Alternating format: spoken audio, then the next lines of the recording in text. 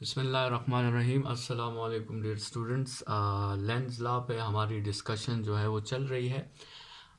Electromagnetic induction में students हमने सबसे पहले फैराडे लॉ पढ़ा, और फैराडे लॉ में हमने ये पढ़ा स्टूडेंट्स कि जब कोई क्लोज कॉइल से, कोई क्लोज लूप से फ्लक्स में चेंजेस आएंगी, फ्लक्स में चेंजेस आएंगी, फ्लक्स की बात नहीं कर रहे हैं, चेंज इन फ्लक्स की बात कर रहे हैं। जबकि भी किसी क्लोज लूप से या किसी कॉइल से फ्लक्स में चेंजेस आएंगी तो वो फ्लक्स की चेंजेस स्टूडेंट्स ईएमएफ को इंड्यूस करेगी, वो फ्लक्स की चेंजेस आपके साथ करंट को इंड्यूस करेगी। ये आपके साथ फैराडे लॉ था कि the rate of change of magnetic flux जो है वो डिसाइड करता है इंड्यूस्ड ईएमएफ को। फैराडे लॉ को हमने इस तरह पढ़ा था कि the induced EMF is directly proportional to the time rate of change of magnetic flux. Students, मैं बार बार ये बात कह रहा हूँ कि we are not talking about flux, we are talking about change in flux. ठीक है, फ्लक्स अगर हो तो उससे ईएमएफ इंड्यूस नहीं होता, फ्लक्स का चेंज होना ज़रूरी है। और चेंज के दो तरीके हो सकते हैं, फ्लक्स इंक्रीज हो सकता है या फिर फ्लक्स डिक्रीज हो सकता है। तो इंड्यूस्ड ईएमएफ जो है सर्किट में पैदा करने के लिए आपको फ्लक्स को चेंज करना होगा, या तो आपने फ्लक्स को इंक्रीज करना होगा या फिर आपने फ्लक्स को डिक्रीज करना होगा। तो स्टूडेंट्स, फिर हमने लेंस लॉ पढ़ा, और लेंस लॉ में हमने ये पढ़ा कि the induced EMF will always oppose its cause. Induced EMF जो होगा वो अपने कॉज को हमेशा अपोज करेगा। स्टूडेंट्स, कॉज तो हमने फैराडे लॉ में ऑलरेडी पढ़ लिया है। What is the cause? The cause is change in flux. ठीक है, फ्लक्स का चेंज होना। फ्लक्स बजाते खुद कॉज नहीं है, चेंज इन फ्लक्स जो है वो कॉज है। और चेंज इन फ्लक्स को हम दो कैटेगरीज में डिवाइड कर सकते हैं। एक आपके साथ है इंक्रीज इन फ्लक्स, और दूसरा आपके साथ है डिक्रीज इन फ्लक्स। और students, according to Lenz law ये दोनों चीज़ें जो है ये अपोज होंगी। अगर किसी कॉइल से फ्लक्स इंक्रीज होने की कोशिश कर रही है तो इंड्यूस्ड ईएमएफ इसे वापस डिक्रीज करने की कोशिश करेगा। अगर किसी कॉइल से फ्लक्स डिक्रीज करने की कोशिश कर रही है तो इंड्यूस्ड ईएमएफ इसे वापस इंक्रीज करने की कोशिश करेगा। ठीक है, मतलब ये है स्टूडेंट्स के कोई कॉइल कभी भी ये नहीं चाहता कि उससे जितने मैग्नेटिक लाइंस गुजर रहे हैं और उससे जितना फ्लक्स पास हो रहा है वो फ्लक्स हमेशा जो है वो कॉइल नहीं चाहता कि वो फ्लक्स चेंज हो, कॉइल चाहता है कि वो फ्लक्स हमेशा सेम रहे। तो अगर आपने फोर्सफुली फ्लक्स को इंक्रीज कर दिया तो फिर उस कॉइल में इंड्यूस्ड ईएमएफ डेवलप होगी, और उस इंड्यूस्ड ईएमएफ का जो काम होगा वो ये होगा कि उस फ्लक्स को वापस डिक्रीज किया जाए। इसी तरह स्टूडेंट्स, अगर आपने उस कॉइल पर फ्लक्स को डिक्रीज कर दिया तो फिर भी उसमें इंड्यूस्ड ईएमएफ पैदा होगी, और उस इंड्यूस्ड ईएमएफ का काम जो होगा वो उस फ्लक्स को वापस इंक्रीज करना होगा। तो स्टूडेंट्स, अगर आप जो है लेट्स सपोज अगर आप किसी कॉइल पे फ्लक्स को इंक्रीज करने, मतलब चेंज इन फ्लक्स आपका पॉजिटिव आ जाए, तो फिर इंड्यूस्ड ईएमएफ का मकसद क्या होगा? इंड्यूस्ड ईएमएफ का मकसद होगा to again decrease the flux, decrease the flux. और अगर आपने किसी कॉइल पर फ्लक्स को डिक्रीज कर दिया, मतलब चेंज इन फ्लक्स नेगेटिव हो गया, तो फिर इंड्यूस्ड ईएमएफ का क्या मकसद होगा? फिर इंड्यूस्ड ईएमएफ का मकसद होगा to again increase the flux, to again increase the flux. ठीक है, मतलब अगर आपने फ्लक्स को इंक्रीज किया तो इंड्यूस्ड ईएमएफ जो है उसको डिक्रीज करने की कोशिश करेगी, अगर आपने फ्लक्स को डिक्रीज किया तो इंड्यूस्ड ईएमएफ उसे इंक्रीज करने की कोशिश करेगी। यही लेंज लॉ की स्टेटमेंट है कि आपके साथ induced EMF will always oppose its cause. ठीक है स्टूडेंट्स, ये तो हमने अपोजिशन ऑफ एक्चुअल कॉज पे बात कर ली। अभी थोड़ी सी बात कर लेते हैं अपोजिशन ऑफ फिजिकल कॉज पे। कॉज में तो हमने फिजिकल कॉज भी पढ़ा था, तो थोड़ी सी बात कर लेते हैं अपोजिशन ऑफ कॉज, लेकिन कौन सा कॉज? Physical cause. ठीक है, और उसमें एक दो एक्सपेरिमेंट्स हम डिस्कस कर लेते हैं ताकि आपको पता चल जाए कि इंड्यूस्ड ईएमएफ जो होता है वो एक्चुअल कॉज को भी अपोज करता है और फिजिकल कॉज को भी अपोज करता है। लेट्स सपोज आप कंसिडर करें कि यहाँ पे आपके साथ एक कॉइल है और एक कॉइल के सामने जो है आपके साथ एक मैग्नेट पड़ा हुआ है नॉर्थ और साउथ, और फिलहाल कंसिडर करें कि इनिशियली इस मैग्नेट से आपके साथ दो लाइंस जो हैं वो इस तरफ आ रहे हैं। ठीक है, अच्छा अभी हम क्या करते हैं कि हम अपना फिजिकल कॉज लिख लेते हैं। यहाँ पे हमारे साथ फिजिकल कॉज जो है वो है motion of magnet towards the coil, towards the coil, motion of magnet towards the coil, मतलब लेट्स सपोज हम इस मैग्नेट को आगे की तरफ मूव कर रहे हैं। तो students this is the physical cause. अब क्या होगा स्टूडेंट्स, होगा ये कि इस कॉइल में इंड्यूस्ड ईएमएफ डेवलप हो जाएगी और इस कॉइल में इंड्यूस्ड ईएमएफ की जगह इंड्यूस्ड की वजह से इंड्यूस्ड करंट जो है वो डेवलप हो जाएगा, और जब इसमें इंड्यूस्ड करंट डेवलप होगा तो इस कॉइल में इंड्यूस्ड मैग्नेटिक फील्ड जो है वो डेवलप हो जाएगी, और स्टूडेंट्स वो मैग्नेटिक फील्ड इस फिजिकल कॉज को अपोज करेगी। मतलब वो मैग्नेटिक फील्ड नहीं चाहेगी कि ये नॉर्थ पोल जो है या ये मैग्नेट जो है ये टूवर्ड्स द कॉइल मोशन करें। तो वो ये कैसे अपोज करेगी स्टूडेंट्स, ये जो मैग्नेटिक फील्ड बनेगी तो ये नॉर्थ के सामने नॉर्थ बनाएगी और नॉर्थ के अपोजिट साइड पे ये साउथ बनाएगी।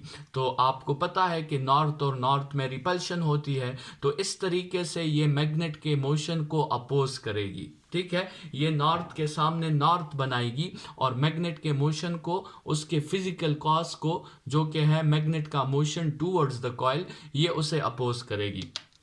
स्टूडेंट्स अगर इसके बरअक्स हम देखें, लेट्स सपोज वही कॉइल है और अब हम मैग्नेट को जो है वो अवे मूव कर रहे हैं, मैग्नेट को अवे मूव कर रहे हैं। तो यहाँ पे जो हमारा फिजिकल कॉज है, यहाँ पे जो हमारा फिजिकल कॉज है वो आपके साथ है मोशन ऑफ मैग्नेट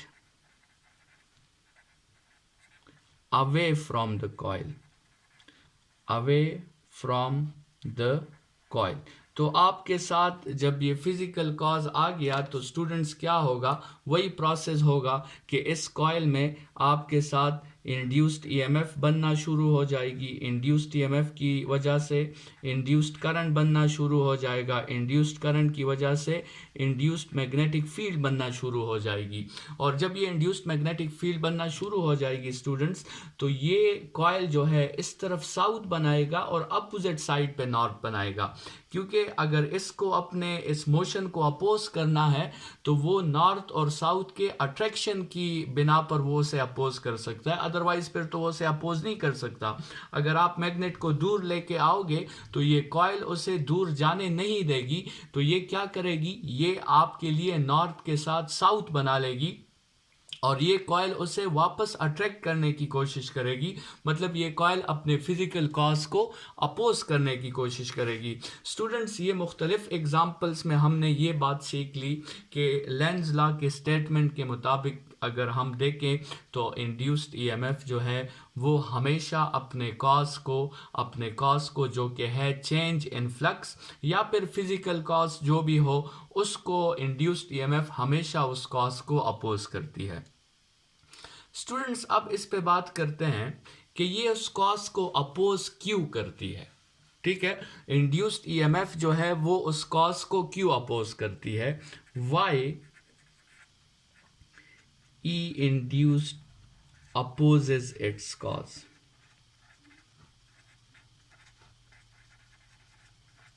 ठीक है, ई इंड्यूस जो है वो अपने कॉज को क्यों अपोज करती है, ये एक बहुत इंपॉर्टेंट क्वेश्चन है। ये फेराडे लॉ में माइनस का साइन क्यों सामने आया, और लेंज लॉ में जो उसने कहा है कि E induced always opposes its cause, वो जो है क्यों अपोज करती है।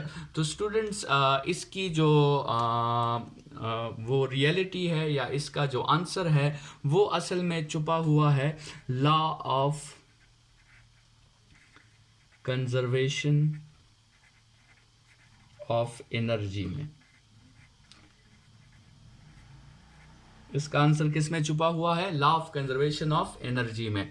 मतलब स्टूडेंट्स आप इसको इस तरह समझने की कोशिश करें, अभी तो हम इसकी एक्सप्लेनेशन करेंगे, लेकिन फिलहाल इसको आप इस तरह समझने की कोशिश करें कि if induced EMF did not opposed its cause, अगर ये उसे अपोज फर्ज करे ना करता, या हम कह दें कि if induced EMF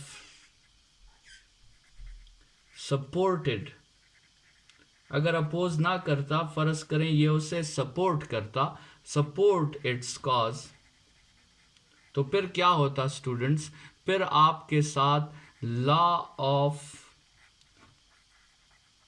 conservation of energy जो है वो ओबे नहीं होती।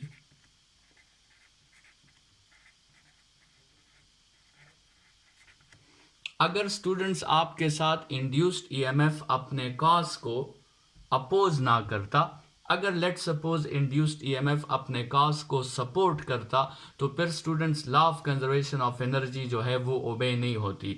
और जब law of conservation of energy obey नहीं होती, वो एक्सपेरिमेंट इस यूनिवर्स में आपके साथ कदम ही नहीं रख सकता, वो एक्सपेरिमेंट इस यूनिवर्स में सामने ही नहीं आ सकता अगर वो law of conservation of energy को फुलफिल ना करें।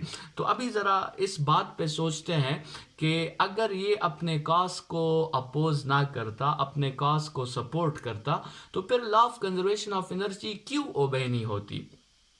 स्टूडेंट्स ये जो फेराडे लॉ ऑफ इलेक्ट्रोमैग्नेटिज्म है, फेराडे लॉ ऑफ इलेक्ट्रोमैग्नेटिज्म से हमें क्या पता चलता है। लेट्स सपोज ये एक बॉक्स है और इस बॉक्स का नाम है फेराडे लॉ ऑफ इलेक्ट्रोमैग्नेटिज्म, और इस बॉक्स ने हमें ये बताया है कि फेराडे लॉ ऑफ इलेक्ट्रोमैग्नेटिज्म से आउटपुट में आपको क्या मिलता है, आउटपुट में आपको इंड्यूस्ड ईएमएफ मिलती है, आउटपुट में आपको इंड्यूस्ड करंट मिलती है, आउटपुट में आपको इलेक्ट्रिकल पावर मिलता है which is the product of E and I, output में आपको इलेक्ट्रिकल एनर्जी मिलती है जिसको आप ई आई टी के फार्मूला से फाइंड कर सकते हैं, पावर इनटू टाइम के फार्मूला से। तो स्टूडेंट्स ये लॉ फेराडे लॉ तो हमें ये बताता है कि आउटपुट में आपको क्या मिल रही है, आउटपुट में आपको इलेक्ट्रिकल एनर्जी मिल रही है। लेकिन स्टूडेंट्स क्वेश्चन ये है कि इनपुट में इसमें कौन सी एनर्जी जा रही है। अगर इनपुट में इसमें कोई एनर्जी नहीं जाती तो फिर तो और आउटपुट में एनर्जी क्रिएट हो रही है, तो फिर तो ये law of conservation of energy के खिलाफ हो गया, फिर तो इसने law of conservation of energy fulfil नहीं किया, तो ये एक्सपेरिमेंट तो फिर पॉसिबल नहीं है। स्टूडेंट ज़रा इस डायग्राम को देखें, इस डायग्राम को ज़रा देखें, जो हमने कहा कि इंड्यूस्ड ईएमएफ अपने फिजिकल कॉज को अपोज करता है। लेट्स सपोज आपके साथ जो है एक कॉइल है, ये लेट्स सपोज आपके साथ एक कॉइल है, और लेट्स सपोज ये मार्कर आपके साथ एक मैग्नेट है। ठीक है। फिलहाल ये इसकी ये पोजीशन है कि मार्कर भी रेस्ट में है और कॉइल भी आपके साथ रेस्ट में है। तो फिलहाल जो है इस कॉइल में कोई ईएमएफ इंड्यूस नहीं हो रहा, क्योंकि इस कॉइल से जितने लाइंस गुजर रहे हैं वो ना इंक्रीज हो रहे हैं, ना वो लाइंस आपके साथ डिक्रीज हो रहे हैं। लेकिन स्टूडेंट्स, अगर मैं इस मार्कर को बैकवर्ड मूव कराना शुरू कर दूं तो स्टूडेंट्स फिर इस कॉइल पे डिक्रीज इन फ्लक्स आना शुरू हो जाएगा, और डिक्रीज इन फ्लक्स आने की वजह से इस कॉइल में ईएमएफ डेवलप होना शुरू हो जाएगी, और उस ईएमएफ का काम होगा कि वो इस मैग्नेट को दूर जाने से रोक दे, वो फिजिकल कॉज को अपोज करे। तो ये कॉइल क्या करेगा, ये इस मैग्नेट को दूर जाने नहीं देगा। तो जब ये मैग्नेट को दूर जाने नहीं देगा तो मैं इस मैग्नेट पे वर्क करूंगा in order to move it away, क्योंकि ये कॉइल उसे दूर जाने नहीं दे रहा, तो इसलिए मैं इस पे वर्क करूंगा इनपुट में। लेट सपोज मैं इस मैग्नेट को करीब ला रहा हूं, तो जब मैं इस मैग्नेट को करीब लाऊंगा इस कॉइल पर आपके साथ मैग्नेटिक फ्लक्स इंक्रीज हो जाएगा, और उस इंक्रीज की वजह से इस कॉइल में दोबारा ईएमएफ डेवलप हो जाएगा, और वो ईएमएफ जो डेवलप होगा वो इस मैग्नेट को करीब आने नहीं देगा। तो जब ये इसे करीब आने नहीं देगा तो मुझे इनपुट में उस अपोजिशन के खिलाफ मुझे वर्क करके इसे आगे ले जाना होगा। तो स्टूडेंट्स, ये कॉज की अपोजिशन की वजह से इनपुट पे हमें क्या करना होता है, इनपुट पे हमें वर्क करना होता है। अगर इंड्यूस्ड ईएमएफ अपने कॉज को अपोज ना करता, अगर इंड्यूस्ड ईएमएफ अपने कॉज को सपोर्ट करता, तो फिर तो हमें इनपुट में वर्क करने की ज़रूरत नहीं होती। फिर तो वो कॉइल फर्ज करें खुद ही मैग्नेट को अपनी तरफ अट्रैक्ट करता, और फिर इनपुट में वर्क नहीं होता और आउटपुट में आपके साथ इलेक्ट्रिकल एनर्जी डेवलप हो जाती, जो कि law of conservation of energy के खिलाफ है। इसी अपोजिशन की वजह से, इसी लेंज लॉ की वजह से हमें इनपुट में वर्क करना पड़ता है, और वही वर्क जो हम करते हैं स्टूडेंट्स, वो आउटपुट में इलेक्ट्रिकल एनर्जी के फॉर्म में हमें नजर आता है। तो law of conservation of energy को फुलफिल करने के लिए इस इंड्यूस्ड ईएमएफ के साथ दूसरा रास्ता नहीं है, इस इंड्यूस्ड ईएमएफ के साथ एक ही रास्ता है, और वो रास्ता ये है कि वो इंड्यूस्ड ईएमएफ अपने कॉज को अपोज करे। अगर इंड्यूस्ड ईएमएफ अपने कॉज को अपोज करेगा तो हमें उसके खिलाफ इनपुट में वर्क करना होगी, हमें अपनी एनर्जी यूज करना होगी, और वही एनर्जी आउटपुट में इलेक्ट्रिकल में कन्वर्ट हो जाएगी। लेकिन स्टूडेंट्स, अगर लेंज लॉ ये होता कि इंड्यूस्ड ईएमएफ अपने कॉज को सपोर्ट करता है, तो फिर स्टूडेंट्स हमें इनपुट में वर्क करने की ज़रूरत ना होती और आउटपुट में इलेक्ट्रिकल एनर्जी डेवलप हो जाती, जो कि law of conservation of energy के अगेंस्ट है। इस डिस्कशन के साथ जो है हम अपने लेंज लॉ के टॉपिक को यहाँ पे वाइंड अप करते हैं। लेंज लॉ के टॉपिक में स्टूडेंट्स हमने जो चीज़ें डिस्कस की उसको समराइज कर लेते हैं। लेंज लॉ में हमने कहा कि the induced EMF will always oppose its cause.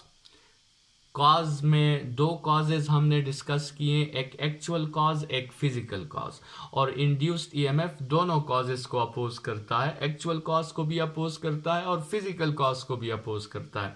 और एक्चुअल कॉजेज आपके साथ दो हो सकते हैं, या इंक्रीज इन फ्लक्स हो सकता है या डिक्रीज इन फ्लक्स हो सकता है। लेकिन फिजिकल कॉज जो है वो बहुत सारे हो सकते हैं। फिजिकल कॉज मोशन भी हो सकता है, फिजिकल कॉज इंक्रीजिंग करंट भी हो सकती है, फिजिकल कॉज अल्टरनेटिंग करंट भी हो सकती है, बहुत से फिजिकल कॉजेज हो सकते हैं। लेकिन इंड्यूस्ड ईएमएफ हमेशा जो है अपने फिजिकल कॉज को अपोज करता है। स्टूडेंट्स, एक और एग्जांपल जो है वो लास्ट में कर लेते हैं, उसी पे लेंज लॉ की डिस्कशन हम ख़त्म कर लेंगे। लेट्स सपोज स्टूडेंट्स, आपके साथ जो है एक कॉइल है,